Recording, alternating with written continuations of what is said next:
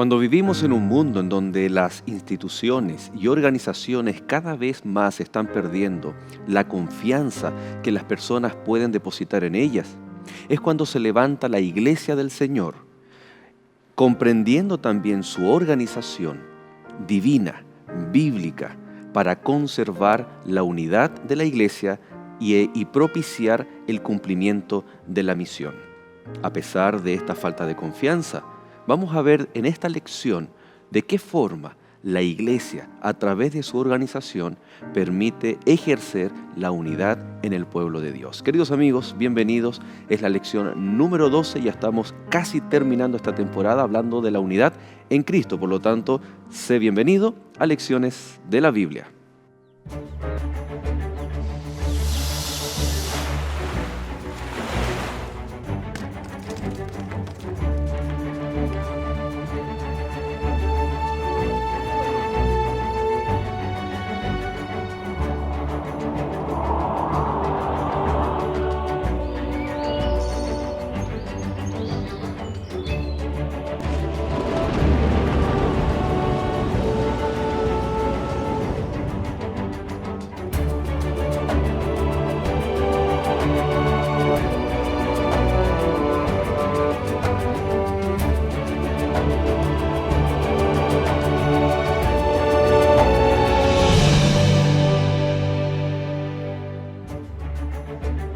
Mas entre vosotros no será así, sino que el que quiera hacerse grande entre vosotros será vuestro servidor, y el que quiera ser el primero entre vosotros será vuestro siervo.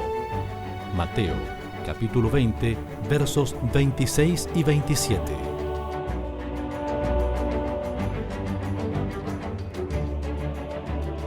Muchas gracias por estar en compañía de Lecciones de la Biblia. Estamos muy felices, muy contentos de que usted sea parte de nuestro programa. Donde quiera que usted esté, muchas gracias. Sabemos que nos están sintonizando aquí en Sudamérica a través de la señal de Nuevo Tiempo, canal de Esperanza, y por la plataforma de Internet, canales de YouTube, redes sociales, en todo el mundo. Siempre estamos agradeciendo a nuestros amigos. Y para el día de hoy tenemos invitados. Pastor Eber Antío, muchas gracias. Usted, más que invitado ya desde la casa, en esta temporada nos ha acompañado y desde ya agradecemos también para este capítulo.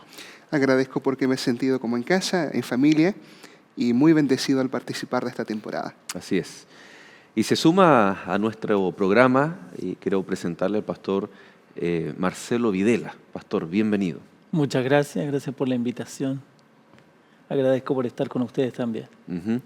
Bueno, pastor, podemos presentarlo como un pastor que ha estado en todo Chile, ¿no? En la zona norte, en la zona centro, en la zona sur, tengo entendido, ¿no? Sí, también, sí. Ejerciendo diversas funciones, recuerdo en el norte como dirigiendo a la juventud de la iglesia. Claro, ¿no? Sí, me tocó en un periodo ayudar en la parte del Ministerio Joven y fue muy emocionante recorrer y conocer todo el norte. Es arduo el trabajo para nuestros colegas allá, así que un saludo cariñoso también para la gente del norte. Y también disfrutó las bondades del sur, ¿no? Bueno, 12 años trabajamos en el sur, comenzando ahí en Punta Arenas como alumno en práctica y después siguiendo por otras ciudades y también un lugar muy cálido, muy acogedor la gente del sur. Y ahora en la zona central, ¿actualmente en qué distrito, en qué grupo de iglesias está atendiendo? Actualmente trabajo de pastor en la comuna de Las Condes, así que ahí está el Colegio Adventista y dos congregaciones, la Iglesia de la Tadía y la principal, la Iglesia de Las Condes. Así Manda un saludo entonces ahí a su... Ahí enviamos un saludo fraterno, ya llegando ya casi a fin de año, así que un saludo cordial para todos ustedes que vamos a participar estudiando la lección en esta oportunidad. Así es, nos alegra tenerle, pastor. Gracias. Sus conocimientos y aportes, ¿no es cierto?, también experiencia en el ministerio. ¿Cuántos años de ministerio, pastor? Alrededor de 24 años aproximadamente. 24 años. Sí. Muy bien, vamos entonces a comenzar. Vamos a orar a nuestro Dios y pastor Marcelo, por favor, si nos dirige en oración.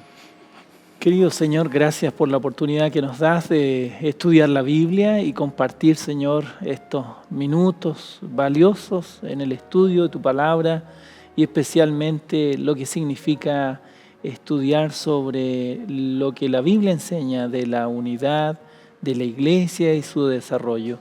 Bendícenos junto con tu presencia a disfrutar y a compartir tu palabra, Señor. Lo imploramos en el nombre de Jesús. Amén. Amén. Amén.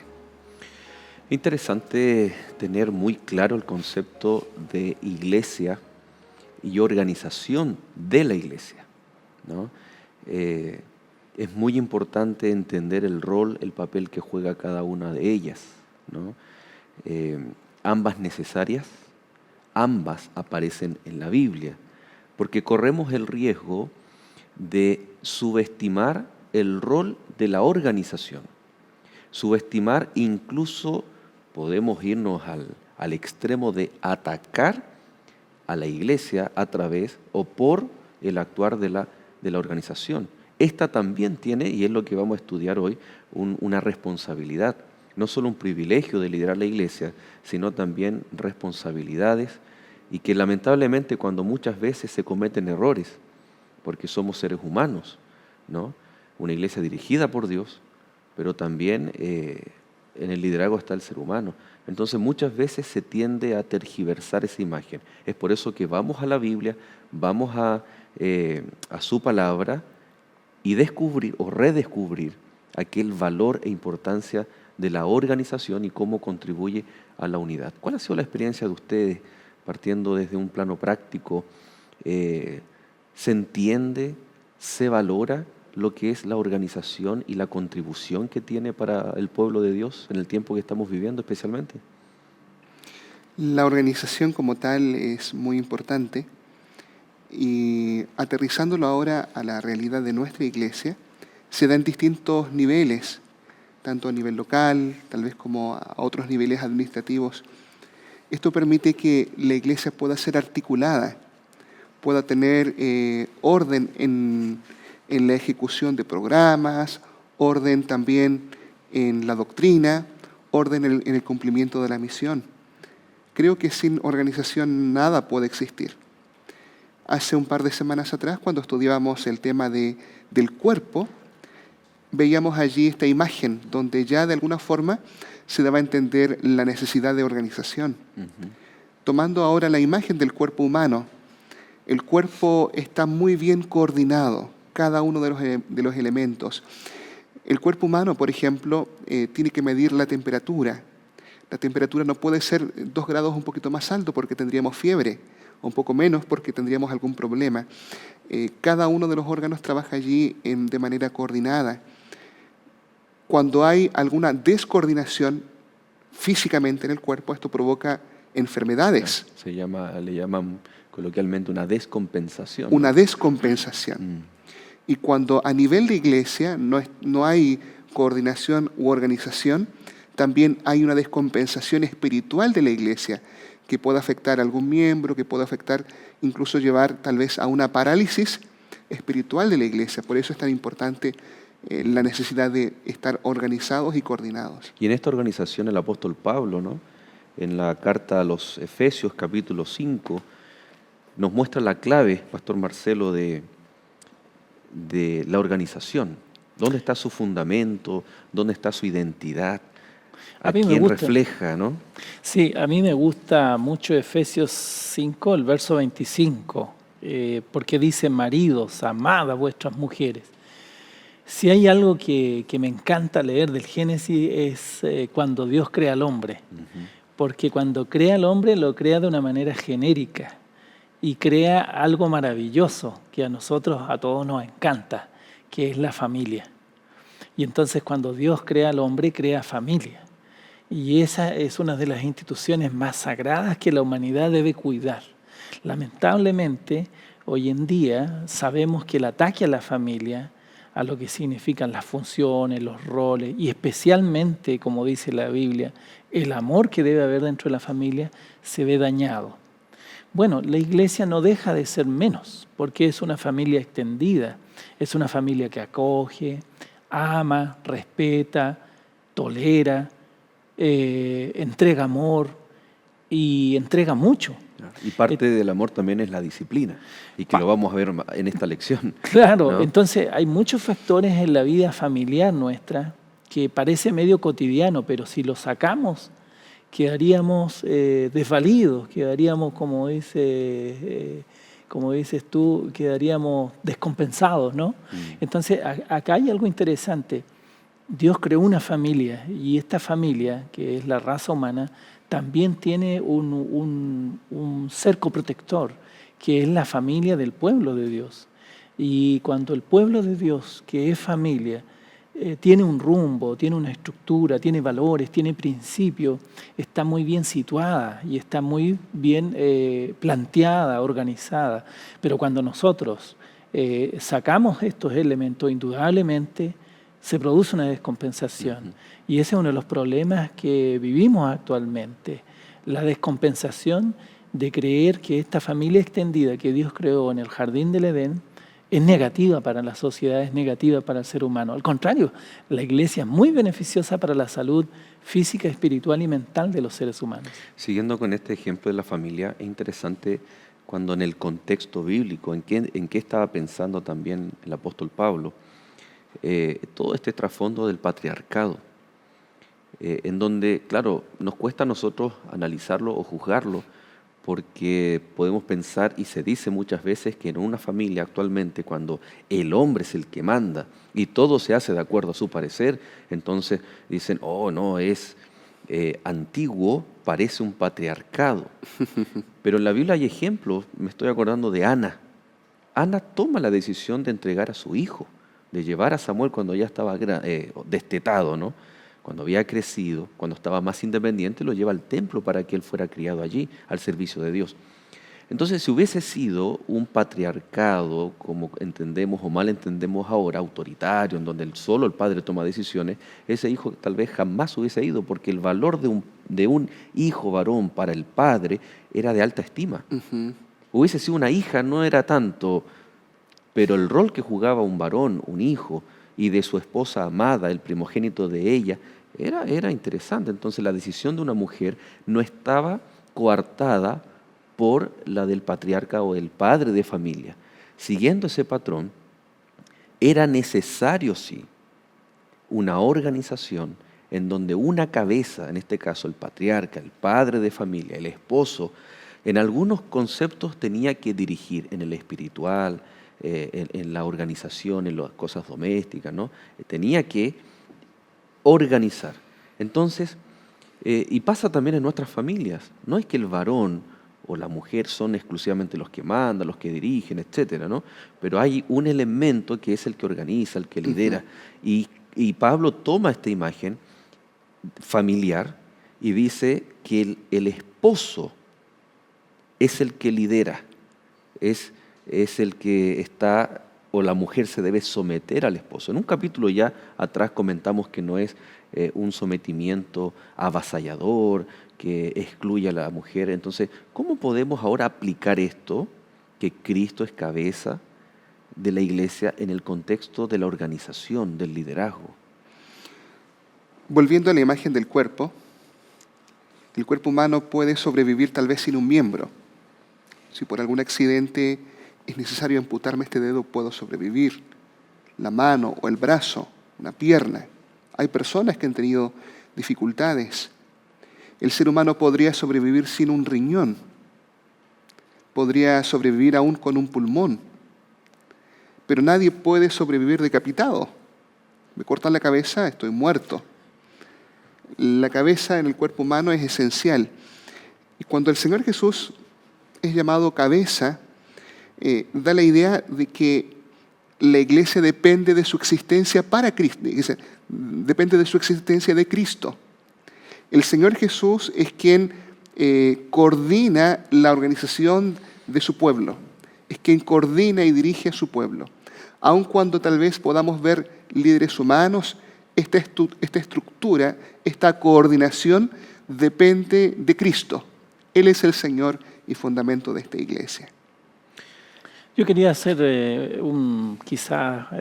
recordar un poco la historia de Israel, cuando tiene que haber sido muy doloroso, Joel, cuando el pueblo decide tener una monarquía, porque hasta ese minuto Dios dirigía, era una teocracia, ¿no? Y Dios dirigía a su pueblo. Y ellos quieren tener un rey similar a sus vecinos, porque necesitaban eso, era lo que necesitaba el momento para ellos, era el tiempo, y entonces a Dios le duele en el corazón. Y le duele en el corazón que lo abandonen y lo transformen. Y él dice, yo voy a, ya, está bien, voy a aceptar esto. Pero después de eso fue un desastre. Paulatinamente Dios ocupó también formas para manifestar su buena voluntad. Y una de esas fueron los profetas.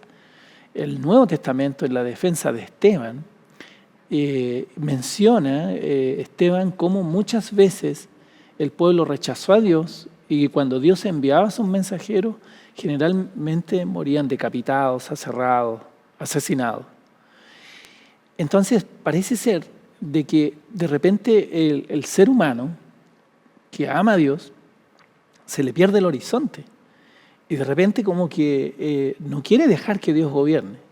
Y en este sentido, los seres humanos a veces tendemos a poner liderazgo que sobrepasan los designios de Dios.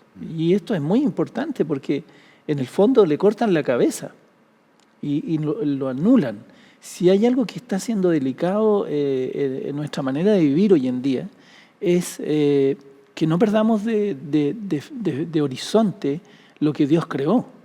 Por ejemplo, la familia. Es importantísimo que a pesar de las diferencias que podamos tener conyugales, filiales, mantengamos en el corazón nuestro principio, nuestro valor que tiene la familia. Lo mismo en la iglesia. Cuando ya empezamos a adjudicar en la iglesia, en la dirección de la iglesia sobre la responsabilidad a los hombros de una persona, hemos perdido mucho. Entonces, cada vez hacemos doler el corazón de Dios.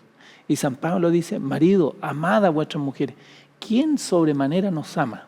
Es Dios. Uno de los mayores ejemplos que el Señor nos dejó fue que Él, lo que dice el Evangelio, no vino a ser servido, sino a servir. Por lo tanto, así como habíamos dicho que la iglesia cumple este propósito también de alcanzar a otras personas sirviéndoles en sus necesidades, también los líderes, la organización, para contribuir a la unidad, es muy importante que estén al servicio de la iglesia y también al servicio de aquellos que aún no son creyentes. Vamos a ver de qué se trata ese servicio en términos prácticos, de qué forma, cómo la organización sirve a la iglesia y también al resto de la comunidad. Queridos amigos, vamos a hacer un alto, usted no se separe, ya regresamos en Lecciones de la Biblia.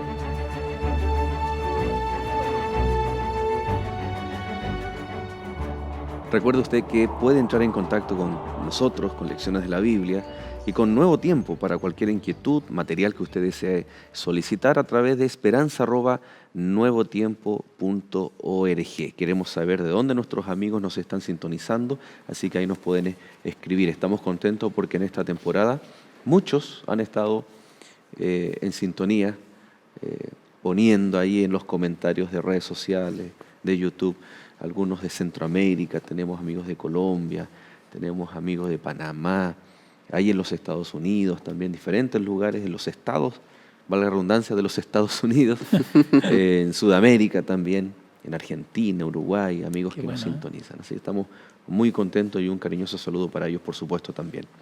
Cuando hablamos de liderazgo, es una palabra que trasciende no solamente en el contexto espiritual o eclesiástico.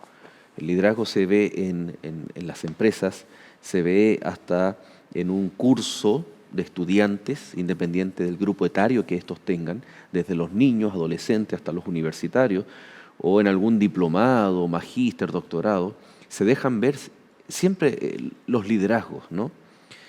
Pero cuando estamos hablando de ese liderazgo en grupos de seres humanos, el líder innato, el que toma la iniciativa, en el caso de los discípulos era Pedro, ¿no? Pero cuando ponemos la organización, o sea, ese ingrediente, el liderazgo, le agregamos una estructura fija, corremos el riesgo, ¿será que corremos el riesgo de homologarnos a los estereotipos del mundo? Es decir, un liderazgo jerarquizado, vertical. En o el, tiemp- piramidal. en el tiempo del Señor Jesús, ellos estaban viviendo bajo la opresión romana y estaban viendo un liderazgo tiránico. Habían visto ya el liderazgo de Herodes el Grande, luego después de los otros gobernadores que estaban en ese tiempo. Se ha dicho que el liderazgo también es peligroso, porque todo liderazgo en sí igual conlleva cierta cuota de poder. Que alguien se le ha dicho, ¿quieres saber cómo es alguien? Dale poder. Dale poder y vas a ver cómo realmente es esa persona. Cuando nosotros miramos en la vida común y corriente, en distintos grupos, empresas, hay distintos tipos de liderazgo. Pero nosotros acá cuando vemos en las Escrituras, el Señor Jesús presenta un tipo de liderazgo completamente diferente.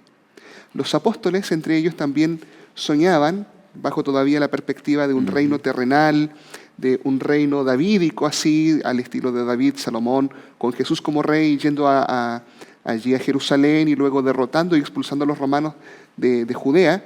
Soñaban con ser líderes, pero aparentemente ellos soñaban con este liderazgo de autoridad, donde ellos iban a ser un poco autoritarios tal vez, donde iban a ejercer poder, donde iban a dominar, donde iban a oprimir.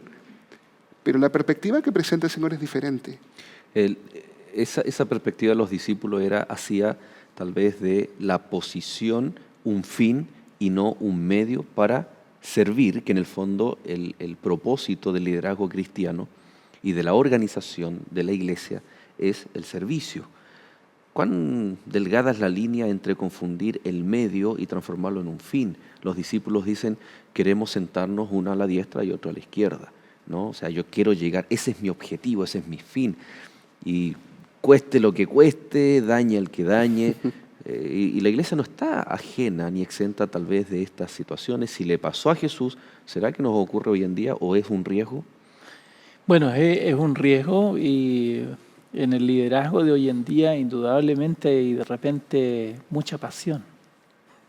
Y esas pasiones las vemos en los discípulos cuando constantemente se frotaban las manos, así como me las estoy frotando yo, porque añoraban una provincia, una región, dividir, imagínense, eso significaban buenas entradas y sobre todo autoridad. Pero Cristo les enseña que el liderazgo no va en ese horizonte, que el liderazgo es, por ejemplo, en la última cena Jesús hace algo que desencaja a todos los discípulos. Toma un lavatorio, toma una jarra con agua, una toalla y comienza el ritual de limpiarles los pies con agua a los discípulos y ellos se miran y dicen, pero ¿cómo nadie toma esta iniciativa? ¿Por qué Jesús tiene que hacerlo? ¿Por qué tú, Juan, no lo hiciste? ¿Por qué tú, que el mayor, no lo hiciste? Entonces, ese es el liderazgo que Jesús constantemente se los repitió durante 3 años. Yo no he venido para ser servido, sino para servir y pongo mi vida por los demás. Pero el liderazgo de hoy en día, de repente que vemos a diario, en nuestro diario vivir, en la sociedad, es de autoritarismo, es lamentablemente, por lograr objetivos, en el camino queda mucha gente dañada, herida, dolida. Liderazgos que a veces se cumplen objetivos, pero dejan a las personas totalmente... No hay empatía. Claro, enfermas, contrariadas. En cambio, el liderazgo que presenta Cristo es un liderazgo de servicio y un liderazgo que incluso es extraordinario, porque dice, yo pongo mi vida por los demás. Y cuando uno aprende del servicio de Cristo, se van conjugando otras cosas. Por ejemplo, para poner el servicio a los demás, usted no puede ser egoísta, usted no puede ser individualista, tiene que aprender a trabajar en equipo, tiene que aprender a someterse, tiene que aprender a congeniar, tiene que aprender que todos no somos iguales, tiene que aprender a ser más empático y tiene que aprender a desarrollar lo que Cristo enseñó. Yo he venido para servir, estoy a disposición. Pero muchas veces nosotros vemos el liderazgo solamente del aspecto de la jerarquía. Y claro, nos impresiona porque generalmente la cultura enseña que en la iglesia el jerarca fue Pedro. Y cuando estudiamos la Biblia, descubrimos que no fue tan así, que Pedro no tomaba decisiones solo. Habían conversaciones, habían reuniones entre los apóstoles, e incluso en algunas circunstancias se citó un concilio. E incluso fue amonestado públicamente también por Pablo. Claro, o sea, el liderazgo que nos muestra Cristo es de servicio. El liderazgo que nos ofrece a veces religiones, los deportes y otras disciplinas u otras entidades a veces nos muestran un liderazgo que no compatibiliza con el cristianismo. Pero curiosamente, a veces uno descubre en algunas disciplinas deportivas el liderazgo espiritual, que tiene que ver con un aspecto, claro, el y compañerismo. Pablo también hace esa alegoría, ¿no?, de los atletas. Ahora, qué interesante es que la palabra servicio en el Nuevo Testamento tiene que ver con diácono, ¿no?, diaconón, y que nosotros muchas veces lo circunscribimos solamente a un área de la iglesia, a un ministerio, los diáconos. Pero esa palabra es empleada en otros pasajes del Nuevo Testamento y se traduce como ministerio o ministro. Cuán importante es entender, y ya habíamos hablado en esta temporada acerca, por ejemplo, del ministerio de la reconciliación, propio de Cristo, pero que es asignado también a nosotros. Cuando vamos a Mateo capítulo 28 encontramos la gran comisión. ¿Cómo? A través del ministerio que el Señor nos da, o ser misioneros, nosotros podemos cumplir la gran comisión, pero teniendo en consideración este servicio que debemos cumplir. Hay dos elementos que yo quiero resaltar respecto al líder siervo. Ya lo establecimos en la primera parte, de que la cabeza de esta estructura es Cristo. Él es la cabeza. Ahora, el liderazgo que se ejerce es de un líder siervo trabajando con otros siervos. Un líder siervo trabajando con otros siervos, que ahora tiene un ministerio. El Señor Jesús, allí en Mateo 28, cuando habló de la Gran Comisión, explicó que la forma de cumplir el propósito de llevar el Evangelio a todo el mundo era siendo discípulos. Por lo tanto, es una comisión, es la misión de todos. Pero especialmente en el caso de los líderes siervos, tienen la responsabilidad no solo de motivar al cuerpo de siervos a llevar al cumplimiento de la misión, sino que de alguna forma ellos también deben multiplicarse, porque la forma que el Señor dejó es a través del discipulado. La forma de trabajar o de cumplir la misión es a través de hacer otros discípulos. Y esto se da en dos niveles: discípulos al interior del cuerpo y discípulos fuera del cuerpo. Esto es sorprendente porque cuando muchas veces tenemos líderes, lo decía hace un momento, parece que el liderazgo revela rasgos de carácter que no estaban latentes, que no eran visibles, pero que estaban latentes. Pero ahora, este líder siervo, de alguna forma también no quiere acaparar el poder, no quiere acaparar el liderazgo, sino que comienza a trabajar y a formar a otras personas. Comienza a discipular a otros para que conozcan a Cristo, pero también a discipular a otros para que también puedan transformarse en líderes. Y tengan sus propios discípulos. La es una red finalmente donde vamos creciendo y donde vamos transmitiendo la influencia y donde transmitimos también lo que somos. Ahora, puede equivocarse el concepto porque para tener un discípulo, o para ser un discípulo, el discípulo tiene que someterse y ser obediente. En el esquema discipulador de Palestina, es interesante que pasaba tiempo o años para que el discípulo recién pudiera emitir sus opiniones y sus preguntas. Interrumpo solamente un momentito. Ajá. Generalmente esa palabra someter tiene una connotación negativa. En español, el diccionario dice que tiene la connotación de humillar. Anular. Pero tiene también otra connotación que es finalmente permitir que mi juicio y mis decisiones también estén bajo la opinión de otro. Sí. Y probablemente estaba errado el concepto, o contrario a lo que Jesús vino a establecer, el discipulado al estilo de Jesús, bíblico. Eh, y por ejemplo, cuando Él les pregunta a los discípulos, ¿quién dice la gente que yo soy? Para ellos es una pregunta normal, pero cuando les pregunta, ¿y ustedes qué piensan? Porque en la última etapa del discipulado de un jovencito judío, recién él podía plantear sus preguntas, sus inquietudes al maestro. En la primera etapa solo tenía que obedecer, seguir para todos lados. Y Jesús en la primera etapa permite que lo sigan en aproximadamente 5 meses, 5 o 6 meses, pero luego ellos volvían a sus barcas, volvían a sus quehaceres. Si no fue hasta después, cuando el Señor los llama para que estén con Él, Marcos 3:13, ¿no? Para que estuviese, estableció. Claro. Ya los había llamado, pero fue intermitente ese llamado, y luego los estableció.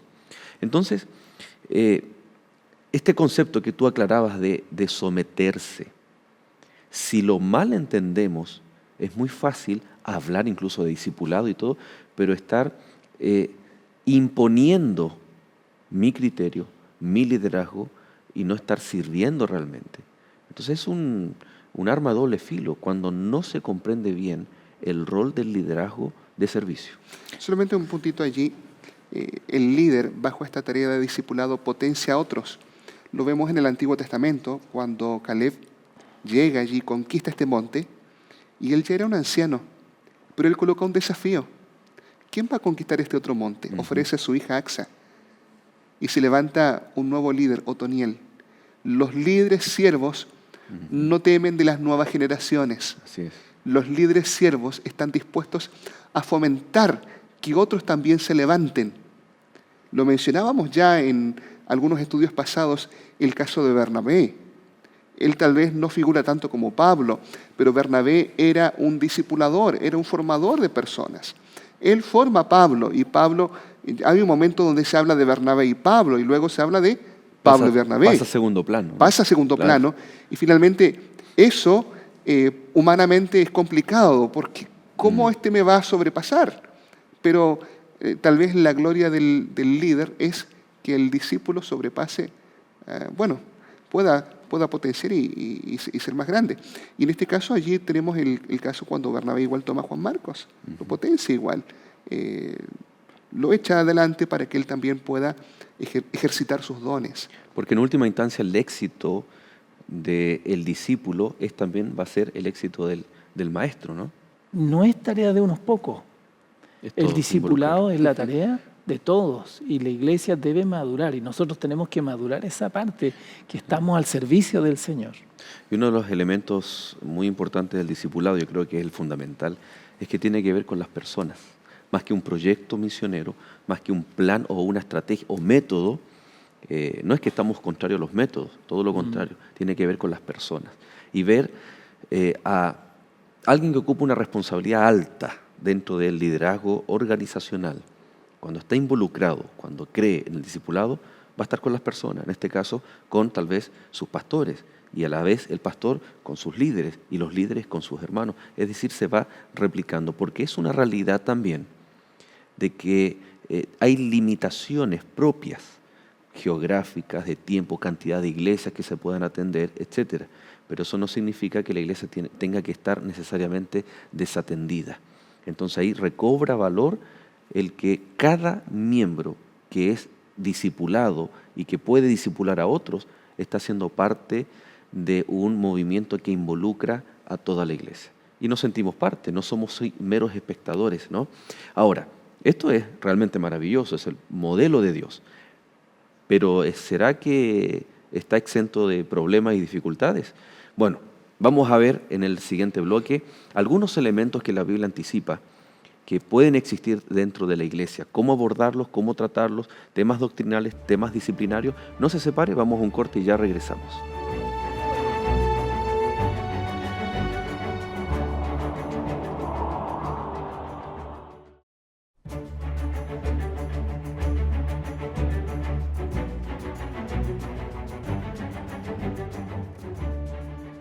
¿Te has preguntado dónde está Dios cuando llegan las tragedias? ¿Por qué hay tanto sufrimiento? ¿Por qué hay tantas religiones? Estas y otras respuestas encontrarás a través de esta guía de estudio Verdades para el tiempo del fin. En él podrás descubrir lo que la Biblia dice sobre los últimos momentos de la historia.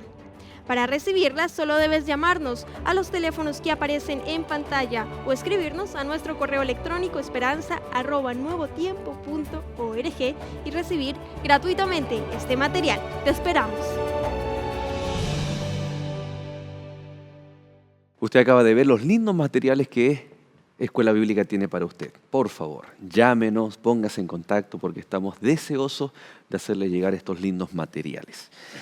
Bueno, estamos retomando entonces esta iglesia que tiene una organización divina, dirigida por Dios, inspirada por Dios, la cual debe servir a través, servir como Cristo, y parte del servicio o la esencia del servicio es alcanzar a otros con la predicación del Evangelio, y se hace a través del discipulado, ¿no? Persona a persona. El discipulado es el antídoto para evitar una atrofia misionera, pero también nos ayuda para el involucramiento dentro de la iglesia, es decir, que haya el movimiento también interno.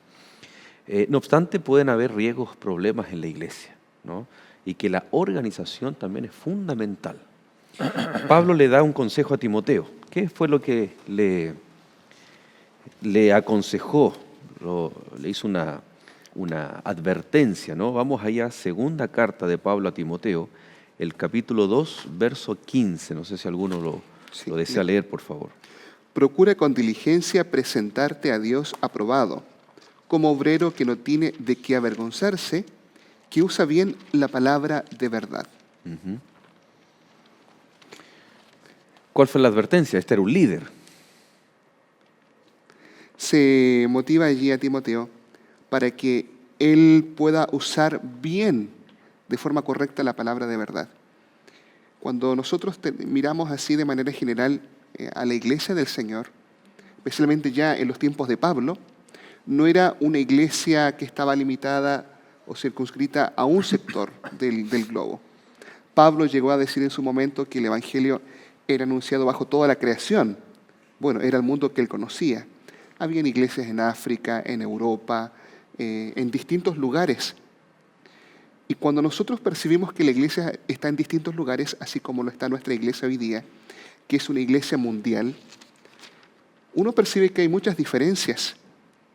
Diferencias tal vez en la música.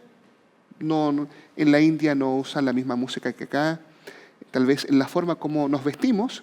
En África tampoco en muchos lugares de África no se usa tampoco la misma ropa que usamos acá. En Japón, por ejemplo, Oceanía también. Para entrar al templo hay que quitarse el calzado. Uh-huh. Pero lo que permite, uno de los elementos que permite la unidad es la pureza doctrinal, es creer lo mismo. Cuando nosotros hablamos ahora de la iglesia adventista, los adventistas del séptimo día de Latinoamérica son diferentes tal vez a los de Europa o de otra parte del mundo, pero lo que tenemos en común es la misma creencia. La creencia y la pureza doctrinal da sentido de unidad, a pesar de ciertas diferencias culturales. De hecho, en la temática de lecciones de la Biblia, en la iglesia adventista, todo el mundo la está estudiando. Exacto. O mejor dicho, se estudia a nivel mundial. Jesús, los discípulos, los condiscípulos, y luego aparecen en la historia los padres de la iglesia. Los padres de la iglesia comienzan a escribir. Y después por ahí, bueno, antes ya estaban los filósofos, que empiezan también a tomar de la escritura las buenas ideas y empiezan los escritos y se empiezan a circular. El problema es que la gente se quedó con los escritos, los filósofos, los padres de la iglesia y descartaron ¿qué cosa? La palabra. Uh-huh. Y hay algo que es interesante, que nosotros como siervos, como discípulos del Señor, nosotros estamos llamados, al igual que Pablo le escribe a Timoteo, es escudriñar la palabra, porque en la palabra donde vamos a sacar la forma de vivir, la forma de alimentarnos, la forma de hacer la predicación, la forma de situarnos y la forma de resolver los conflictos que cada día vienen sobre la iglesia y sobre la humanidad. Entonces, cuando nos vemos con diferentes situaciones de corrientes de pensamiento, nosotros tenemos que recurrir a la palabra. Lo mismo que para el liderazgo, tenemos que buscar en la palabra el liderazgo que tiene la Biblia para nosotros, la palabra. Y San Pablo se lo ejemplifica muy bien a Timoteo, porque él ya está observando que hay personas que no se están guiando por la palabra, sino por la intuición, por necesidades, por factores económicos y por último, por ansias de poder. Exacto. Una de las peores cosas que puede atentar a la unidad es usar mal la palabra en el sentido de erradas interpretaciones. Y eso daña, ¿no? Claro. Porque se puede tender a justificar un actuar errado con la palabra de Dios. Por eso que a Tito también le dice en Tito 1:9, con sana enseñanza, estoy leyendo la última parte del texto, exhorta con sana enseñanza para convencer a los que contradicen. Claro. Es decir, aquí está, no solamente impacta en los hábitos o el estilo de vida, la sana doctrina ayuda para unir, que todo el pueblo, indiferente de su diversidad cultural en el mundo, pero que todos hagamos o pensemos o vayamos en el mismo sentido como pueblo unido de Dios. Pero ahora incluso sirve porque se van a levantar contradicciones, no bíblicas, sino gente que al malinterpretar va a querer contradecir la doctrina, la enseñanza y por ende las prácticas de la iglesia. En este punto quiero mencionar lo siguiente. Por eso es tan importante la organización. Hablábamos de un liderazgo o de un líder siervo, es verdad. Pero en ocasiones, cuando se enfrentan este tipo de ataques a la doctrina de la palabra de Dios, que genera problemas porque las creencias afectan también nuestro estilo de vida y una creencia errada también puede afectar mi relación con Cristo. Por eso es algo tan delicado. En ocasiones como estas, el liderazgo de la iglesia debe levantarse con firmeza. Y en el verso 11, Pablo le dice a Tito, y usa una expresión muy fuerte, hablando de estos que contradicen. A estos es preciso tapar la boca, porque trastornan casas enteras enseñando por ganancia deshonesta lo que no conviene. Es decir, este liderazgo siervo también debe pararse con firmeza frente a estas circunstancias. Y en este tiempo ya habían muchos líderes y falsos maestros que se levantaban. Y Pablo es categórico y dice, a estos hay que taparles la boca. Es decir, hay que ser firmes y no permitir que puedan tener entrada dentro del pueblo de Dios para diseminar esta semilla, esta cizaña de herejía que genera dificultades. Fíjense que presenta algunas características. Ellos trastornaban las casas, no hacían tal vez una obra tan abierta, sino que hacían la obra del diablo, de a poquito, yendo a una casa, yendo a otra casa, yendo a otra casa. Y finalmente, aunque presentan una doctrina errada, el propósito final, Pablo lo revela acá, es obtener alguna ganancia deshonesta, algún tipo de recursos, alguna otra situación. Y Pablo dice, bueno, frente a esto, para mantener la unidad, el liderazgo y la iglesia debe mantenerse firme. Claro, en la sana doctrina. Ahora, tenemos entonces estos eventuales problemas doctrinales, ¿no? Personas que malinterpretan y que causan ese daño. La unidad de la doctrina, la unidad de la enseñanza, dijimos que nos da entonces una dirección clara de nuestra conducta, nuestra moral. ¿Qué ocurre? ¿Cómo debe actuar la iglesia ante estos que atacan la doctrina y que consciente o inconscientemente tienen alguna dificultad o algún problema moral que atenta contra la ley de Dios y contra el estilo de vida que Dios quiere que tenga su pueblo? La iglesia como tal, junto con su organización, debe resguardar y cuidar la pureza doctrinal, pero también debe cuidar la pureza moral y de conducta de sus miembros. Por eso hay un elemento que es importante, que es la disciplina. La palabra disciplina suena como un poquito fuerte o tal vez un poco peyorativa o tal vez no tan agradable. La Escritura dice que ninguna disciplina es agradable en su momento. Pero de la palabra disciplina también viene el discipular. La disciplina bíblica no es punitiva, sino que es parte de la enseñanza y del discipulado. Ujú. Ahora, esta disciplina tiene un propósito, no es punitiva. ¿Cuál es el propósito de la disciplina, pastor? El propósito de la disciplina es simplemente redimir, restaurar.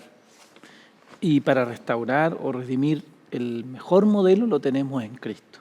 Cristo lo que vino para nosotros fue a dar su vida por nosotros, para restaurarnos. Pero muchas veces nosotros tomamos, como dice nuestro colega, la disciplina muchas veces la tomamos desde un punto de vista como se ha usado malamente, para castigar, para sancionar, para marcar, estigmatizar. Entonces no ha cumplido su función redentora. La disciplina de Cristo es eso, es redimir, es restaurar, es sacar a la persona. Ahora, doctrinalmente, es cierto, San Pablo advierte a Timoteo porque indudablemente hubieron momentos muy, muy críticos donde la iglesia tuvo que actuar fuertemente. Entonces, indudablemente que eso es lo que la Biblia enseña. Tenemos que ser fuertes doctrinalmente y eso es la palabra. Exacto. Estimados amigos, ha sido un estudio muy interesante donde hemos podido ir viendo varios aspectos sobre el propósito por el cual el pueblo de Dios debe estar organizado. El tiempo acá en la televisión, ustedes saben que vuela. Sin embargo, queremos invitarles para que ustedes nos puedan acompañar en alguna de las muchas iglesias adventistas que hay en distintos lugares. ¿Cómo poder saber? Entra a www.encuentreunaiglesia.org y allí este sábado podrás continuar estudiando este fascinante tema a la luz de la palabra de Dios. Como siempre, queremos hacer un resumen para tomar algunos elementos importantes. Es mucho lo que se conversa, pero queremos dejar algunos elementos en vuestra mente.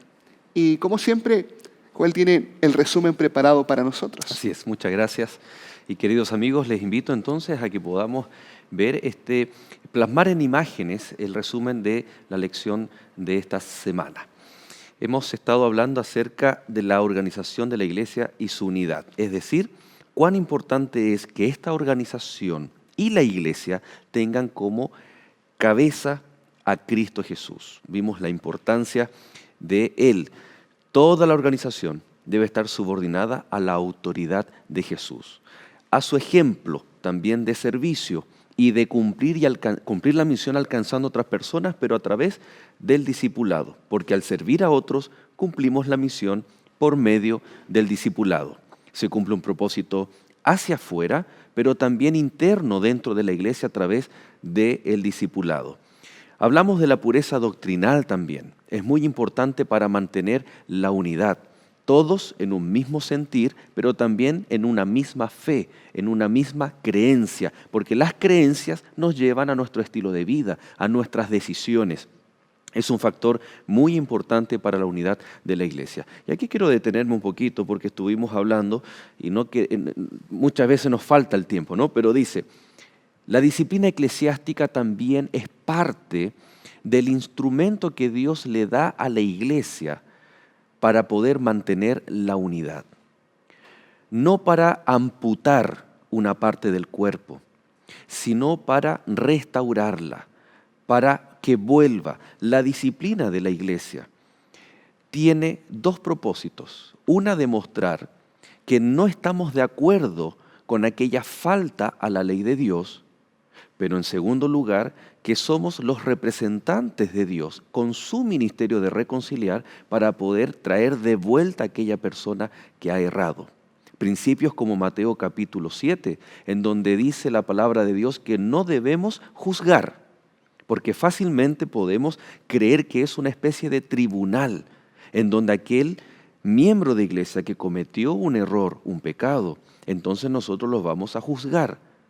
Podemos caer en ese riesgo de creernos jueces de nuestros propios hermanos.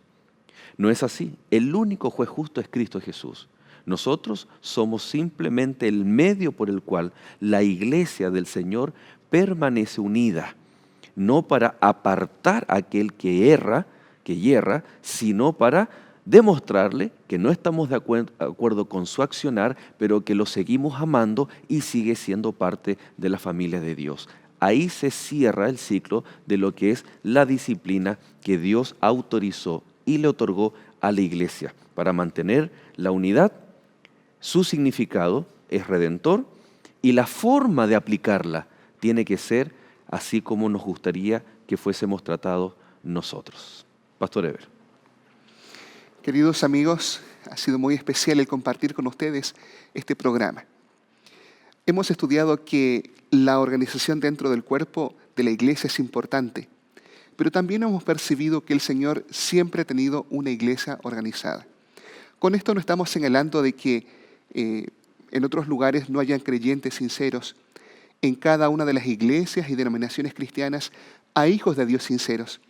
Sin embargo, creemos que el Señor en este tiempo final ha levantado un pueblo organizado, un pueblo que está predicando un mensaje, un pueblo que está manteniendo la pureza doctrinal en medio de una época de apostasías y donde aparentemente no hay verdades absolutas. Sin embargo, la palabra de Dios nos dice que hay una verdad que está acá. Queridos, frente a esto, el Señor invita para que distintas personas no solamente puedan estar conectadas con Él, sino formar parte de un cuerpo, formar parte de una iglesia. Tú has conocido la palabra de Dios y has descubierto verdades que han abierto tus ojos, tal vez que nunca habías apreciado, que están allí en la palabra de Dios, pero tú las estás conociendo ahora en este momento. Has participado de varios programas y has conocido este mensaje. Es por eso que quiero hacerte una invitación muy especial. ¿Tú amas a Jesús? Él es cabeza de esta iglesia y Él te invita para que también seas parte de este grupo de personas y de esta iglesia que es su cuerpo.